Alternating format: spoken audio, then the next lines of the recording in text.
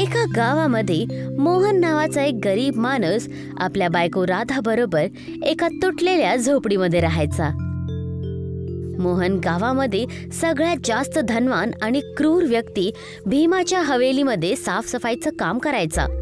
एक दिवस मोहन कामावर जात होता की तेव्हा त्याची बायको राधा त्याला बोलते, अहो ऐका, उद्या मी जुन्या डब्यामध्ये काही जुने कपडे शोधत होते. तो डबा तुमच्या बाबांचा होता.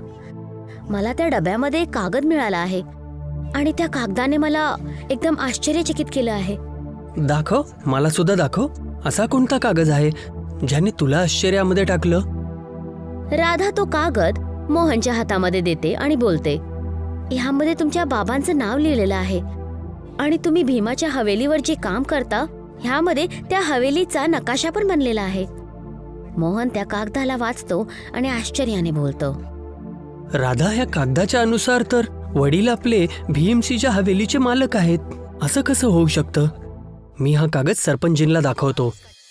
मोहन तो कागदाचा तुकडा खिशामध्ये ठेवतो आणि गावाच्या मुखियाकडे जातो आणि तो कागद त्याला देतो आणि बोलतो, सरपंचजी, माझ्या बायकोला माझ्या वडिलांच्या जुन्या पेटीमध्ये हा कागद भेटला आहे. याच्यामध्ये सरपंचाच्या जमिनीचा नक्षा बनलाय आणि याच्यावर माझ्या वडिलांचे हस्ताक्षर सुद्धा आहेत. मुखिया त्या कागदाला बघून मोहनकडे उदास होऊन बोलतो, मोहन, हे एक रहस्य आहे आणि हे रहस्य गावातल्या सगळ्या माणसांना माहिती आहे. प्रत्येक माणसाला माहित आहे, पण तू किती अभागी आहेस. सरळ सरळ सांगा सरपंचजी, तुम्हाला सांगायचं काय आहे? मोहन, तुझे वडील आणि भीमा खूप आधी काही जमान्यामध्ये खूप चांगले मित्र होते आणि काही दिवसापूर्वी नाही, आणि एक दिवस तुझे पिता अचानक धनवान बनले आणि भीमा त्यांच्याच हवेलीमध्ये नोकरी करायला लागला. परंतु तुझ्या जन्मानंतर आणि जेव्हा तुझा जन्म झाला त्याच्यानंतर तुझे आई वडील स्वर्गवासी झाले. भीमाने तुझा सांभाळ केला आणि तुझं लग्न केलं आणि तुला तुझ्याच हवेलीमध्ये नौकर बनवलं. मोहन आपल्या मनामध्ये खूप सगळे प्रश्न घेऊन भीमाच्या हवेलीमध्ये परत येतो. मोहनला बघून भीमा रागात होऊन बोलतो, ही काय वेळ आहे का कामावर यायची मोहन? हवेली किती घाण होऊन गेलीये आणि तू कुठे होतास? मी सरपंचींसोबत बोललोय आणि त्यांनी सांगितलंय की ह्या हवेलीचे मालक माझे वडील होते. शेवटी हे काय रहस्य आहे? अच्छा, तर तू गावातल्या लोकांच्या बहकाव्यामध्ये येतोयस काय? अरे, तुझे आई वडील तर तुला जन्म दिल्यानंतरच निघून गेले. मीच तुला सांभाळ करून करून मोठं केलंय आणि तुला राहण्यासाठी झोपडी दिली आणि तू ह्या हवेलीला तुझ्या वडिलांची हवेली म्हणत आहेस. इतकं बोलून भीमाने मोहनला आपल्या हवेलीतून बाहेर ढकलून टाकलं. मोहन तोंड पाडून आपल्या झोपडीमध्ये परत येतो. काय झालं? तुम्ही इतकं लवकर का आला? मोहन सगळं काही तिला सांगतो. मालकाने मला हवेलीच्या कामामधून काढून टाकलं. शेवटी तुम्हाला काय गरज होती त्यांना हे सगळं विचारायची? आता आम्ही काय करायचं? या गावामध्ये कोण तुम्हाला काम देणार आहे? हाच तर विचार करून करून मीच खूप चिंतेमध्ये आहे. तेव्हा तिथे मुखिया येतो. मोहन, मी असं ऐकलं आहे की भीमाने तुला कामावरून काढून टाकलं. हो सरपंची, तुम्ही जे सांगितलं मी तीच गोष्ट मालकांना विचारली आणि ते त्याच गोष्टीवरती भडकले. मोहन, तुला चिंता करायची काहीच गोष्ट नाहीये. मी तुला जे पण सांगितलंय ते सगळं खरंच होतं. तू एक काम का नाही करत? कसलं काम? अरे मोहन, तू आता तरुण आहेस, ताकदवर आहेस. आपलं गाव घन्या जंगलांच्या मध्ये येतं. तू जंगलामधून लाकडं कापून बाजारामध्ये का नाही विकत? जेवढा भीमा तुला पगार देतो त्याच्यापेक्षा जास्तच तू कमावशील. मुखियाचा हा सुझाव मोहनला खूप आवडला. तो दिवस मोहन जंगलामध्ये लाकडं कापण्यासाठी निघून गेला. मोहनने बघितलं की जंगलामध्ये एक लाकूड कापत आहे. तो लाकूड कापणारा मोहनकडे बघतो आणि बोलतो, असं वाटतंय आज तुझा पहिला दिवस आहे. काय नाव आहे तुझं? माझं नाव मोहन आहे. तेव्हा मोहनची नजर समोर घनदाट जंगलांवर पडली. तू या झाडाला का कापत आहेस? त्या समोरच्या झाडाचं लाकूड तर खूपच चांगलं दिसत आहे. बाजारामध्ये चांगल्या दामात विकलं जाईल. लाकूड कापणारा घाबरत घाबरत मोहनकडे बघतो आणि बोलतो, हे बघ, तू नवीन आहे त्यामुळेच तुला आम्ही सांगत आहे. ज्या झाडाचं लाकूड तुला चांगलं दिसत आहे त्या झाडांपासूनच जंगलाचा रस्ता चालू होतो, जिथे झाडं बोलत असतात. कोणताच लाकूड तोडा त्या दहशतीमुळे त्या झाडाच्या सीमाच्या पुढे नाही जात. इतकं बोलून तो लाकूड कापणारा तिथून निघून गेला. मोहन स्वतःकडून बोलायला लागतो. भला असं कसं होऊ शकतं? मी तर त्याच झाडाचं लाकूड कापेल. मोहन हळूहळू आपले पाय उचलून त्या झाडाकडे पोचतो. त्याने जसंच ती कुल्हाडी त्या झाडावर चालवली, अचानक त्या झाडामधून एका माणसाची आवाज आली. मला नका कापू, आम्ही झाडं आहेत तर काय झालं, आमच्यामध्ये सुद्धा जीव आहे. हे बघून मोहन आश्चर्याने बोलला. याचा अर्थ लाकूड तोडा खरंच बोलत होता. तू माझ्यावरती कुऱ्हाड चालवली, मला खूप दुखत आहे. मोहन त्या झाडाकडे बघतो आणि बोलतो. असे तर झाडं खूपच आहेत संसारामध्ये, मग त्यांना त्रास का नाही होत? सगळ्यांना त्रास होतो, पण त्यांना सांगायची शक्ती नसते. मोहनने बघितलं की त्या झाडाच्या शाखामधून पाण्याचे थेंब पडत आहेत. हे पाण्याचे थेंब का गळत आहेत? हे पाण्याचे थेंब नाहीत, माझ्या डोळ्यातले अश्रू आहेत. हे ऐकून मोहनला खूप वाईट वाटायला लागलं. मला क्षमा करा बोलणाऱ्या झाडांनो, आतापासून मी कुठल्याच झाडाला नाही कापणार. मोहन इतकं बोललाच होता की तेव्हा रंगीत किरणांबरोबर ते झाड एका सुंदर पुरुषमध्ये परिवर्तित झालं. मोहन आश्चर्याने त्याच्याकडे बघत असतो आणि बोलतो. कोण आहात तुम्ही? मी वनरक्षक आहे. याच्या आधी खूप लाकूड तोडे आले, पण घाबरल्यामुळे ते पळून गेले.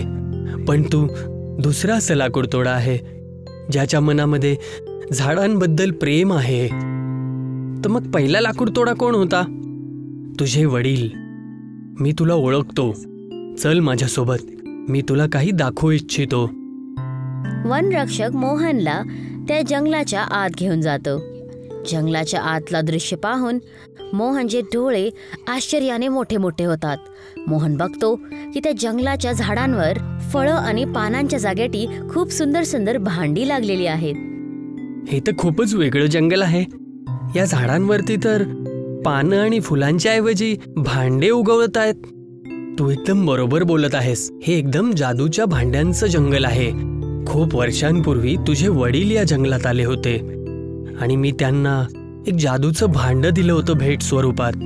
ते त्या जादूच्या भांड्यामधून जेवढंही धन मागत होते ते त्यांना भेटून जात होतं.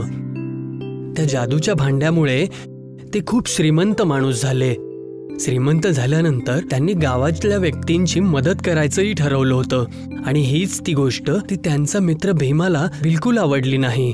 भीमा आपल्या गरिबीबद्दल सांगून तुझ्या वडिलांच्या हवेलीमध्ये कामाला लागला आणि तुझ्या वडिलांकडे लक्ष द्यायला लागला आणि त्याला त्या जादूच्या भांड्याचं रहस्य जाणून घेतलं. त्याने तुझ्या वडिलांना जादूच्या भांड्याबद्दल खूप विचारलं, पण तुझ्या वडिलांनी त्याला काही सांगितलं नाही. भीमाने रागात येऊन तुझ्या आईला आणि तुझ्या वडिलांना रहस्यमयरित्या मारून टाकलं आणि बदल्यांच्या भावनेमध्ये तुला तुझ्याच हवेलीमध्ये नोकर बनवून टाकलं. एवढं बोलून वनरक्षकने एक मोठं भांड मोहनला दिलं आणि बोलला, या भांड्यामधून तू जेवढंही धन मागशील ते तुला भांड पूर्ण धन देईल. मला माहित आहे की जेव्हा भीमा तुला धनवान होताना बघेल तेव्हा तुझ्याकडे सुद्धा धनवान होण्याचं रहस्य पत्ता लावण्यासाठी येणार. पण तू तुझ्या वडिलांसारखं त्याच्याकडून काहीच नको लपू. त्याला इथे घेऊन ये. पण का? जेव्हा तू त्याला इथे घेऊन येशील तेव्हा स्वतःला जाणून घेशील. मोहन आनंदाने त्या जादुई भांड्याच्या जंगलाने जादूचं भांड घेऊन आपल्या घरी येतो आणि सगळं काही आपल्या बायकोला सांगायला लागला. आता आपण गरिबीत नाही राहणार. अहो, तर आपण या जादुई भांड्यामधून खूप सगळं सोनं आणि चांदी मागून बघूया. मोहन जादुई भांड्याकडे बघतो आणि बोलतो, जादूच्या भांड्या, मला खूप सारं सोनं, चांदी, हिरे आणि पैसा दे. दुसऱ्या क्षणी रंगीत किरणांबरोबर जादुई भांड्यामध्ये सोनं, चांदी आणि हिऱ्यांचा ढेर लागून गेला. राधा, हे तर खरंच जादूचं भांड निघालं ग. काहीच दिवसामध्ये मोहन आपल्या गावातला सगळ्यात श्रीमंत माणूस बनला. मोहनची हवेली आता भीमाच्या हवेलीपासून खूप जास्त सुंदर होती. मोहनची तरक्की भीमाला बघवत नव्हती. तो एक दिवस रागात मोहनकडे येतो आणि बोलतो, तू तर माझ्या हवेलीमध्ये साफसफाई आणि नोकराचं काम करत होतास. तुझ्याकडे एवढं धन कुठून आलं? मला तुमचीच वाट बघत होतो मालक.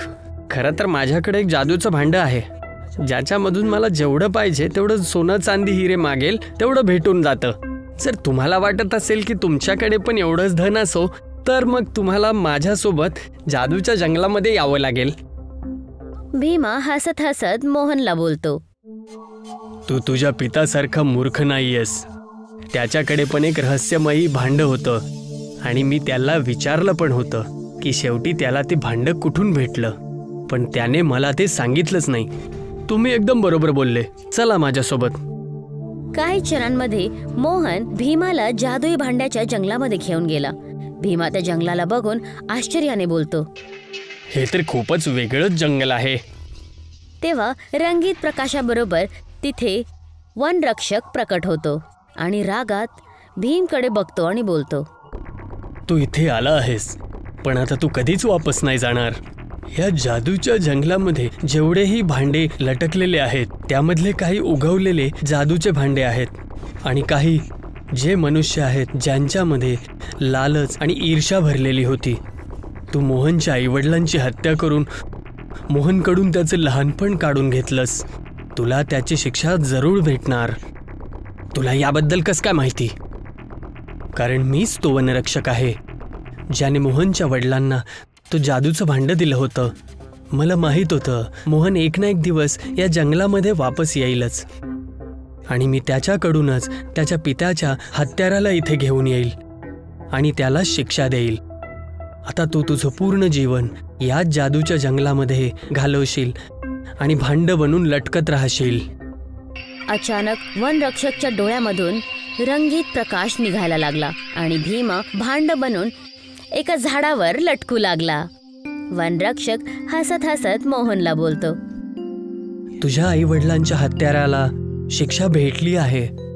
एवढं बोलून वनरक्षक तिथून गायब झाला आणि मोहन हसत हसत आपल्या घरी निघून गेला.